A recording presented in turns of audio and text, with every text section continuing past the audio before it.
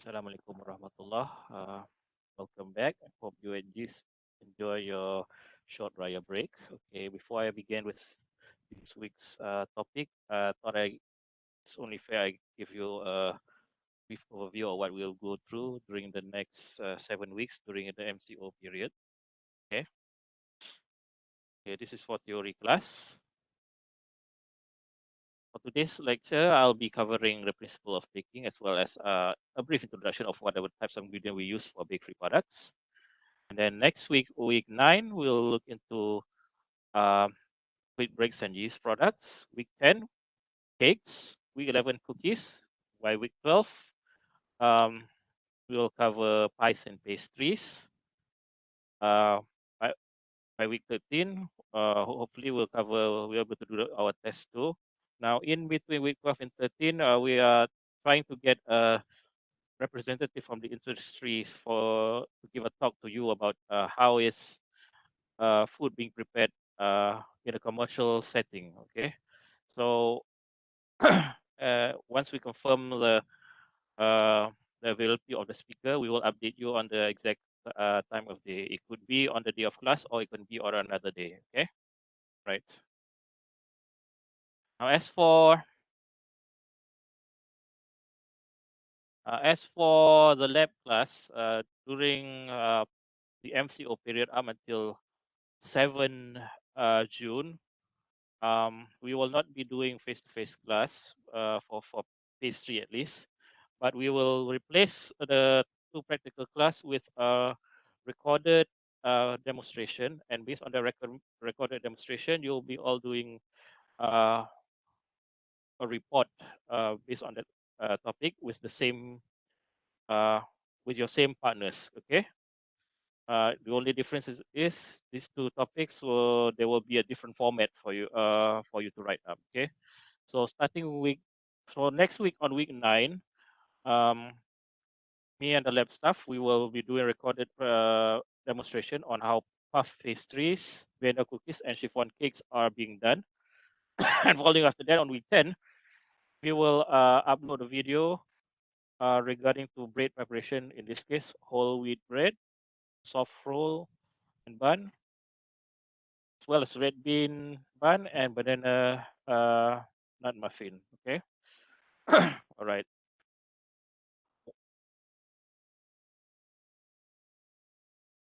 Okay. Subject to the progress of the MCO. At this point of time, I will leave week 11 to 15 to be confirmed later because we expect week 11 to at least give a chance for those who miss out, the group who miss out doing fish during the final week on week 7, an opportunity to do amali or an opportunity to join a recorded class session. But that will be between me and Cik Ijan to describe how we're going to let the remaining group finish. Okay, and once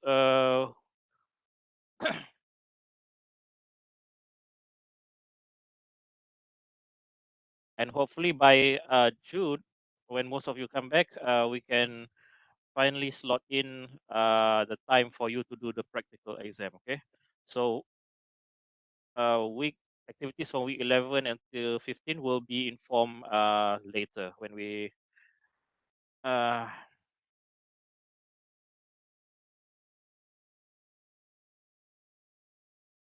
we will be informed to you later, inshallah, when the condition of the MCO and the COVID-19 pandemic improves. Okay.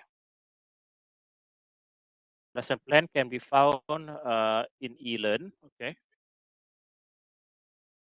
Right. Let's begin with this week's topic. We'll be covering the principle of baking. All right.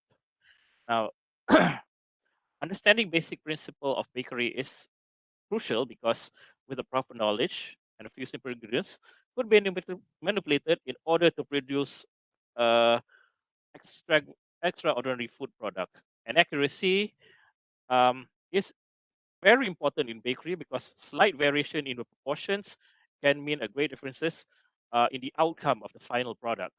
Okay.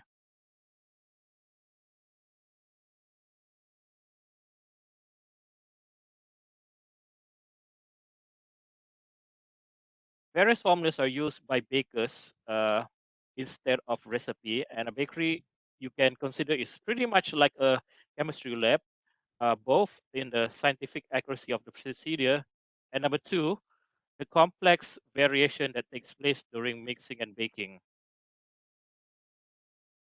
Okay. Mass measurement is usually used in bakery as rather than the volume due to its accuracy. And the following ingredients are the only ones sometimes measured by volume at a ratio of 1 liter per kilogram. And these items include water, milk, and egg. Other ingredients, such especially flour, is usually measured in volume as are usually measured in weight as compared to these three, which are sometimes measured through volume. Okay, volume measure is often used when scaling water or small or medium batch of breads. Okay, however, when dealing with a large batch of bread, though, extreme accuracy is indeed important. Thus, water needs to be weighed instead of um, measured by volume. Okay, selalunya large batch of bread kita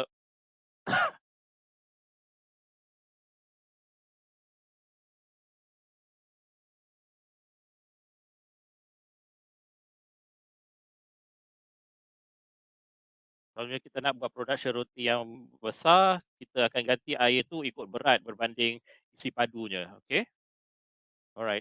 Macam contoh sini, it happens 1 liter of water actually weighs slightly more than a kilo, more than a kilogram. Uh, in this bracket, it's about 1,000. It's about 1.04 kgs. That is exceeding of 4% of terms of weight. And for convenience, volume measure of liquid is used for products other than baked goods.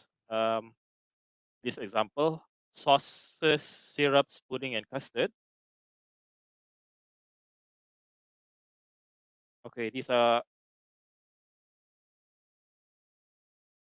is an example of unit of analysis used for measurement. Um, cum- Cuma saya ringkaskan kat sini, dia ada dua unit sukatan, the metric system dan juga empirical system. Metric system, gram, kilogram. Kalau empirical system macam kat US, selalunya disukat menggunakan pounds, inches dan sebagainya. Tapi saya tak akan go into details that. You boleh baca ni semua sendiri and how to convert. Okay. Now saya nak highlight kat sini, okay, saya highlight kat sini a basic formula that most bakers will use, which is the baker's percentage. Okay, this baker percentage make use of simple but versatile system of percentage for expressing the formulas. Baker percentage expresses the amount of each ingredient used as a percentage of the amount of flour uses. So this is the formula: total weight of ingredients over the total weight of flour times 100% of the equals the percent of the ingredient. Now you can see the highlight this sentence here. Flour is always 100%, and if two kinds of flour are used, the total is always 100%. Okay, any ingredients that is weighed at the same as amount of flour is also given as 100%. Okay, for an easier explanation of baker's percentage, kejap saya nak share you all link video. Okay, let's watch this short, simple explanation of what baker percentage are all about. Yeah.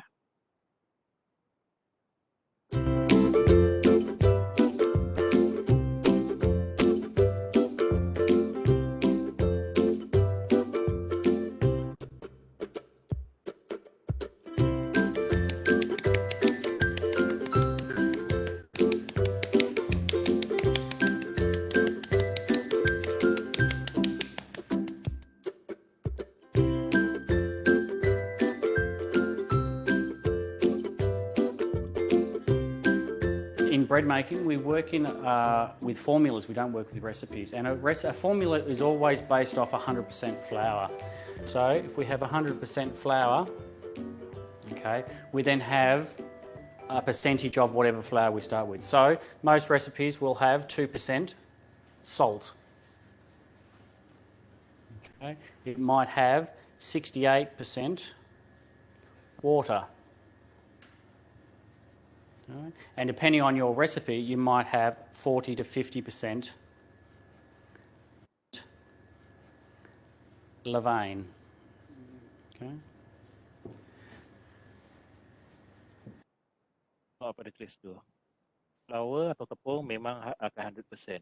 Benda-benda yang kecil macam lain, garam ke gula biasanya akan rendah sikit. Okay. Okay. So we do that because our production changes every single day. So some days I'll need 100 loaves, some days I'll need 20 loaves. But if we work on this ratio, then it doesn't matter if I'm making 100 loaves or 2 loaves, it's always the same. So flour is always 100%. Salt can vary, water can vary, levain can vary. It depends on what recipe we're making. Okay, ni contoh yang dia buat lah.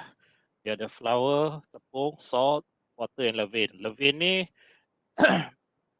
based on definition ialah leavening agent usually made out of flour and water used to make bread.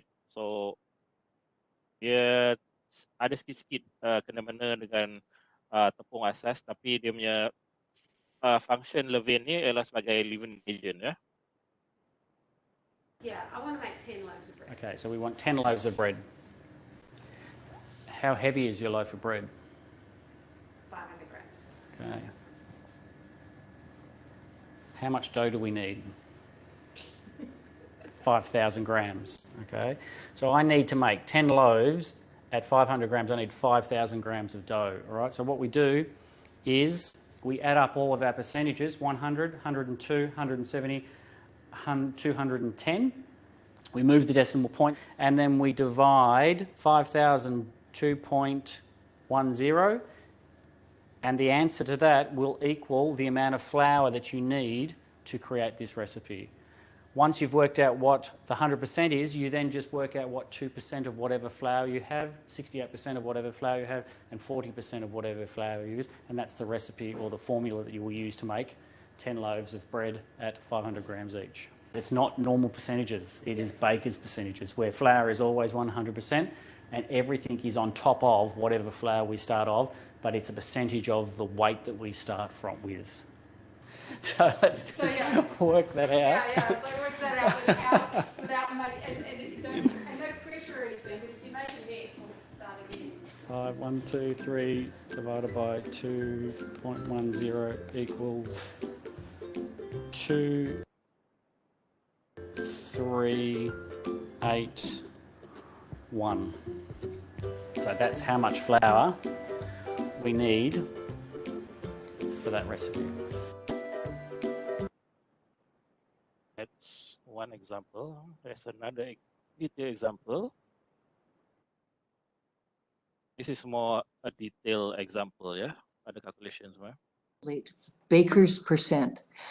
It's an easy and accurate way used in industry to check our formulas, to compare formulas, change batch sizes, and also to create new formulas, something that you'll want to be able to do. Let's get started working through some examples. The most important thing to remember is that flour is always going to be 100%. All of the other ingredients, your water, your yeast, etc., are expressed as percentages of your flour.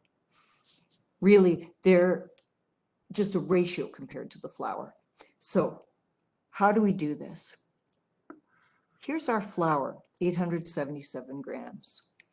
Our water, 596 grams. So if we take our water and we divide it by our flour weight, we're going to end up with 68%. So in other words, 596 grams divided by 877 grams is 0.68 or 68%. So let's give a try to a whole formula. So let's try this example. Now we've already said that flour has to be 100%. Ingat ya, flour tepung mesti 100%. So that's where you're always going to start whenever you're trying to calculate baker's percent. We've got the weight of our flour here, 1,255 grams. How are we going to calculate the percentages for our water, etc.? So 815 grams divided by our flour, 1,255. That's going to give us a figure of 0.649. So let's call that 65%. We want to calculate our percentage of our yeast. So it's going to be 13 grams divided by 1,255 grams. That is the weight of the flour. So that comes out to 0.010. We're going to call that 1%. Now, how are we going to do the salt? Same thing, 25 grams divided by weight of the flour, 1,255 grams. And that is going to give us a figure 0.0199. So let's call that 2%. Oops. Sorry, guys, I just stuck that in the wrong column. Let me take that out for us. So the salt, as I said, it's going to be 0.0199. So we're going to call that 2%. When we want to do our malt powder, 7 grams divided by 1,255 grams. Again, that gives us our figure of 0.0056. So what are we going to call that? Let's call that 0.6%. Important to remember, we want to add up all of these percents, because when you add up all of those percentages, it makes it a lot easier when we want to change our batch size. That's something that you're going to want to do. Your formula may make, say, 10 baguettes, and what happens if you've got an order for 15 or 25 loaves? So add up all of your baker's percent, 100 plus 65 plus 1 plus. So ni contoh dia bagi baker's percentage 10 bagian ya. So dia akan tally up ke tally ni. Dia akan dapatlah 100 more than 100%. So dalam senario kalau dia kita buat 20-30 bag, percentage ni on formula ni dia kena kali 2 dan kali 3 lah, based on how much berganda yang dia kena buat. Okay, kita dengar lagi. 2 plus 0.6, and that's going to give us a total of 168.6%.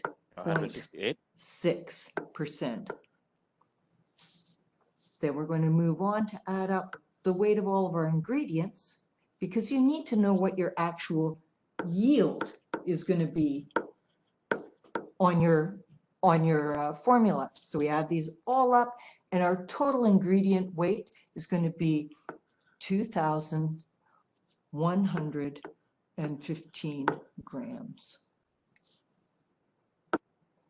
So let's sort of up the ante a little bit. What happens if we've got a bread recipe that has more than one type of flour? This recipe's got both strong flour and whole wheat flour. Well, we have said that we're dividing by the total flour weight. So what we have to do is treat the strong flour and the whole wheat flour added together as 100%. We're going to express each of these individual. Dia kata apa dia macam dua tepung ni, flour ni, hanya strong flour 100%, whole flour 100%. Dua flour ni di treat as 100%. So dia kena add up 855 hingga 450. Itulah dah 100% dia. Flours, the strong flour and the whole wheat flour as components of. So we're going to take our 855 grams and we're going to add our 400 grams. Our total flour weight is going to be 1,255 grams. So every individual ingredient has to be divided by this total flour weight. Maksudnya air, yeast, salt dan malt kena dibahagikan ikut jumlah strong flour dengan weak flour ni. Let's get started. We're going to take our strong baker's flour, 855 grams, divided by 1,255, and that's going to give us a percentage of 68%. The actual mathematical answer is 0.681, but we're going to call it 68%. Now we're going to divide our whole wheat flour, the 400 grams, 400 by the whole total flour weight, 1,255. And that's going to give us a percentage of whole wheat flour of 32%.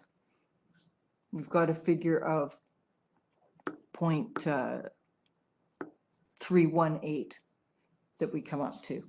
Okay, so what about our water?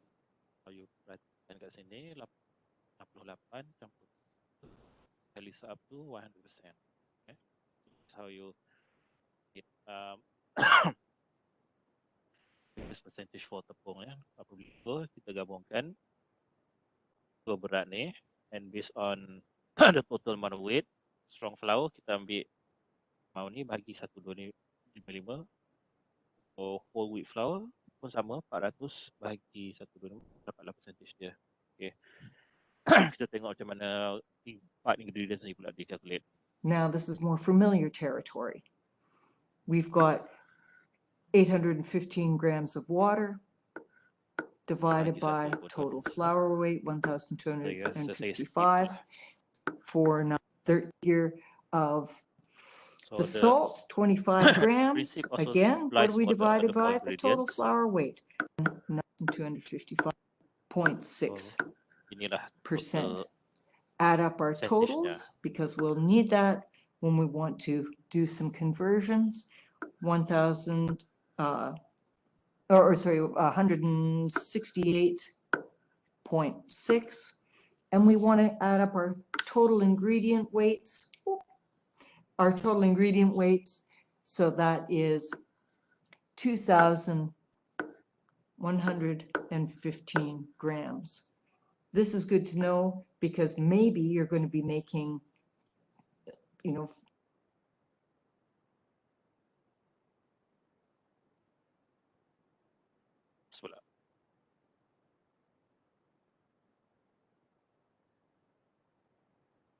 because maybe you're going to be making 500-gram loaves.